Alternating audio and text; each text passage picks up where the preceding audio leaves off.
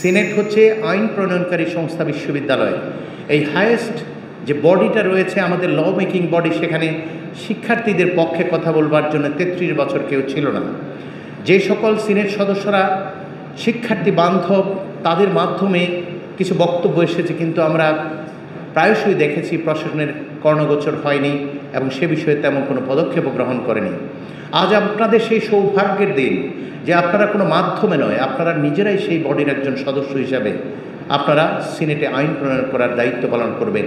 আমরা দেখেছি জাকসুকে বানচালের জন্য, জাকসুর ফলাফলকে প্রশ্নবিদ্ধ করার জন্য এবং এত বছর পরে যে শিক্ষার্থীরা তাদের অধিকারগুলো ফিরে পাচ্ছে, সেই অধিকার যাতে ফিরে না পায় তার জন্য কয়েকটি গোষ্ঠী তারা সর্বশেষ সময় পর্যন্ত তাদের সেই অপচেষ্টা চালিয়ে গেছে এবং এখন অবধি তাদের কিন্তু সেই চেষ্টার কোনো কমতি নেই।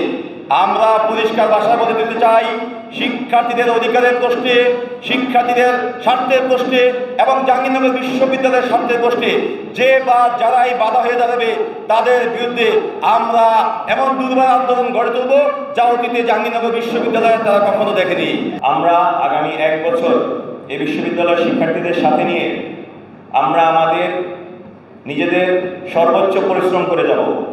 আমরা আমাদের সর্বোচ্চ আন্তরিকতা দিয়ে শিক্ষার্থীদের অধিকার আদায়ের ক্ষেত্রে তাদের পাশে দাঁড়াবো।